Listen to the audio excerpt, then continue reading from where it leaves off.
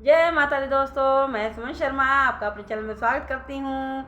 मित्रों, आज मैं आपके लिए एक वीडियो लेकर के आई हूँ जिसमें मैं आपको बताऊंगी कि नवरात्रे में या कभी भी अपना मन हो तो माता का दरबार सजा के कीर्तन कैसे करें, माता की चौकी लगाकर कीर्तन किस तरीके से करें। तो सुनिए। सर्वप्रथम मैं आपको बताऊंगी कि माता की चौकी के लिए क्या क्या सामग्री की आवश्यकता होती है। तो सुनिए। सबसे पहले माता की चौकी सजाने के लिए एक टेबल की आवश्यकता होगी और टेबल के ऊपर एक चादर की आवश्यकता होगी। चादर, लाल रंग की चादर बिछाओ। और उसके बाद दरबार सजाने के लिए माता की तस्वीर की आवश्यकता होगी। और जैसे आप दरबार सजाना चाहो तो आपके घर में जो तस्वीरें अवेलेबल हों वो रख लो। अब माता की थोड़ी बड़ी फ़ोटो रख लो और 4-5 फ़ोटो रखनी चाहिए। जैसे माता की, गणेश जी की, शंकर जी की, राम जी की, कृष्ण जी की, हनुमान जी की, ये मूर्तियाँ, ये फ़ोटो आवश्यक हैं। और जितने फ़ोटो हों उतनी ही फूल मालाएँ आवश्यक हैं। अगर आप पर फूल माला ना हो, बजट में बहुत महंगी आती हैं, तो आप खुले फूल ले आएँ। और जितनी मूर्तियाँ उतने खुले फूल ले आएँ। जितनी मूर्तियाँ रखोगे, जिनकी फ़ोटो तस्वीर रखोगे, उतनी जगह पान सुपारी ले आएँ और एक पान सुपारी एक्स्ट्रा ले आएँ। जो कलश रखते हैं उस पर, जो नारियल जटा वाला रखते हैं उस पर लगाने के लिए। तो ये स्टार्टिंग की सामग्री बताई। एक माता के लिए छोटी जैसी तस्वीर हो वैसी चुनरी ले आएँ लाल रंग की। फिर दरबार सजाएं। दरबार सजाएं, टेबल पे चादर बिछाएं, माता की फ़ोटो रखें, सब फ़ोटो तस्वीरें सब रखें। उसके बाद अगर आर्टिफिशियल माला हो तो फ़ोटो पे एक माला तो कम से कम ले आओ माता की फ़ोटो के लिए।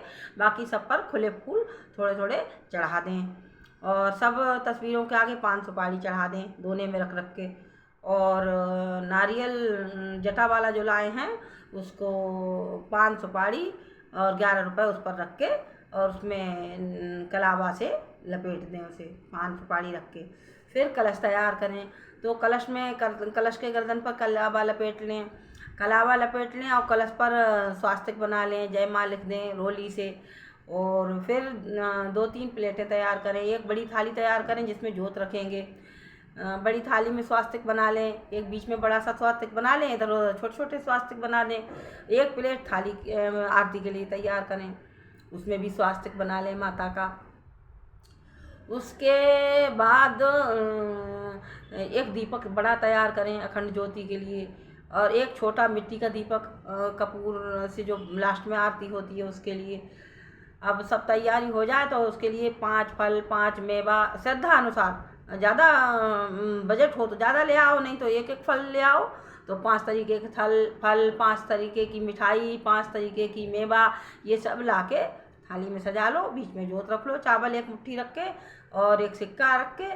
और कलश रखो तो कलश के नीचे एक मुट्ठी चावल रख लो और कलश में थोड़ा गंगा जल डालो, थोड़ा जल भरो और उसमें एक 5 का सिक्का डाल लो, श्रद्धा अनुसार 5 एक जो भी हो।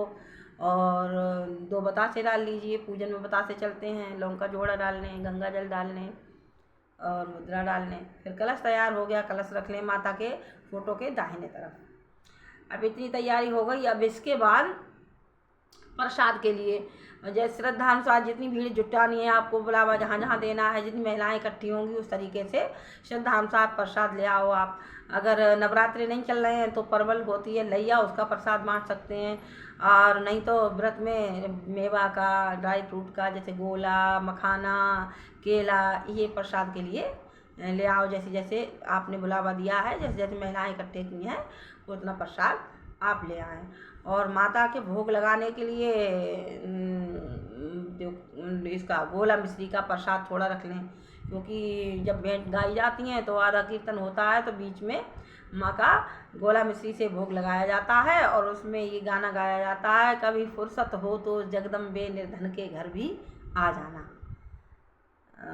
फिर उसके बाद दरबार सजने के बाद आप सब मूर्तियों का तिलक करेंगे। सबसे पहले गणेश जी का करेंगे, तिलक करेंगे, पूजन करेंगे, फिर जोत जलाएंगे, धूप बत्ती जलाएंगे और सब पर फूल चढ़ाएंगे, पान चढ़ाएंगे, सब मूर्तियों के आगे श्रद्धानुसार पैसे चढ़ाएंगे। 5-5 रुपये चढ़ा लो, 11-11 रुपये चढ़ा लो, जो श्रद्धा हो सब मूर्तियों के आगे आप पैसे चढ़ा दें श्रद्धानुसार। फिर क्या होगा, फिर आप कीर्तन स्टार्ट करें। हाँ, माँ का श्रृंगार भी लाना पड़ता है, इसमें माँ का श्रृंगार खुला हुआ लाएं। तो जब कीर्तन हो जाता है, पूर्ण हो जाता है, उसके बाद वो श्रृंगार महिलाओं को आपस में बांट देते हैं, लगवा देते हैं। जैसे मेहंदी है तो मेहंदी भी रखी जाती है श्रृंगार में, तो जब मेहंदी का गाना गाते हैं माँ का, तो सब महिलाओं के हाथों में मेहंदी लगवा देते हैं। इस तरीके से तो सबसे फिर अब जब ये सामान सब हो गया, अगर कुछ भूल रह गई होगी तो मैं आगे बता दूंगी। वैसे मुझे ऐसा लग रहा है मैंने सारा कुछ बता दिया।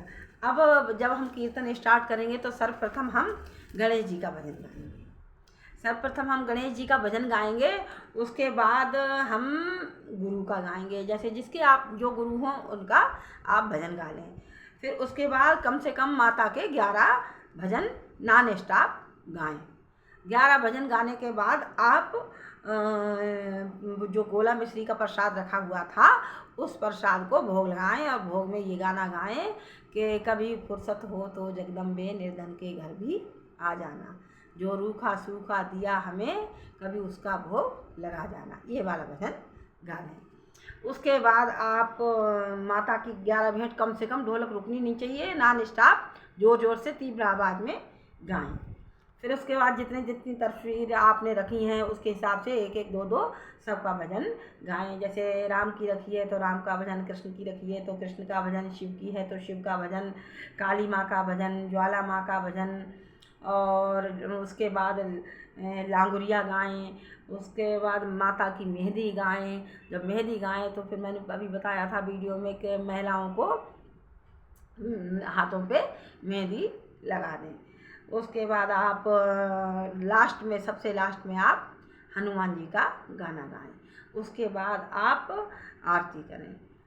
जो मर्जी हो वो आरती कर लें। जैसे गौरी की आरती करो तो ज़्यादा श्रेष्ठ रहता है, ज़्यादा बढ़िया है।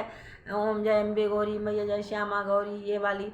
नहीं तो कुछ लोग जो करते हैं कि अम्बे तू है जगदम्बे काली, जय दुर्गे खप्पर वाली, तेरी ही गुण गाएं भारती। जो आपको याद हो आरती अच्छे से वो आरती कर लें। आरती करने के बाद माँ को भोग लगाएं। जो प्रसाद आप बांटने के लिए इकट्ठा किया है वो भोग लगाएं। तो एक चुनरी या चादर रख लें, एक इधर महिला को पकड़वाएं, एक इधर पकड़वाएं। उस तरीके से अंदर जाके भोग लगाएं, और भोग में लगाते समय ये गाना गाएं कि आओ भोग लगाओ मेरी मैया, आओ भोग लगाओ मेरी मैया, पूरब से आओ मैया, पश्चिम से आओ, उत्तर से आओ मैया, दक्षिण से आओ, चारों दिशाओं से आओ मेरी मैया, रुचि रुचि भोग लगाओ मेरी मैया। ये भोग का गाना लास्ट में गाएं। जब भोग लग जाए, आरती हो जाए, आरती कपूर की करनी है, कपूर से आरती करनी है। जब भोग लग जाए उसके बाद जो जल रखा हुआ है वो जल माता को छिड़क दें, और सब पर छिड़क दें, और ये कहें कि माता वो फूल सबको दे दें। तो फूल की बरसात माँ के दरबार में करवा दें। जो फूले हुए फूल मंगाए थे सब आप भी चढ़ाओ, सब माता के दरबार में फूल चढ़ाएं, और कहें माता के दरबार में हो रही वर्षा फूलों की। फिर बाद में वो जल छिड़कें, माता के ऊपर भी छिड़कें, और माता के ऊपर छिड़कने के बाद जो आपने बुलावा लगाया है, महिलाएं वो सब खड़ी हैं आरती के लिए, उनके ऊपर भी छिड़कें, और कहें माता के दरबार में हुई वर्षा अमृत की, माता के दरबार में हुई वर्षा अमृत की। तो ये इस तरीके से जब कीर्तन हमारा पूर्ण हो जाता है तो उसके बाद हम लास्ट में ये मंत्र बोलते हैं कि कर्पूर गौरम करुणावतारम संसार सारम भुजगेंद्रहारम सदा वसंतम हृदय बिंदे भवम भवानी सहितम नमामि।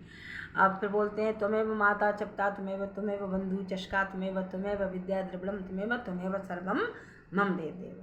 ये लास्ट में मंत्र बोलने के बाद सबसे लास्ट में बोलते हैं धर्म की जय हो, धर्म का नाश हो, प्राणियों में सद्भावना हो, विश्व का कल्याण हो, हर हर महादेव जयकारा, शेरा वाली माई का बोल, साचे दरबार की जय। इस तरीके से बोलते हैं। कीर्तन पूर्ण हुआ। जय हिंद, जय भारत। इसी के साथ मैं अपनी वाणी को विराम देती हूँ। मिलते हैं अगली वीडियो में नई वीडियो के साथ।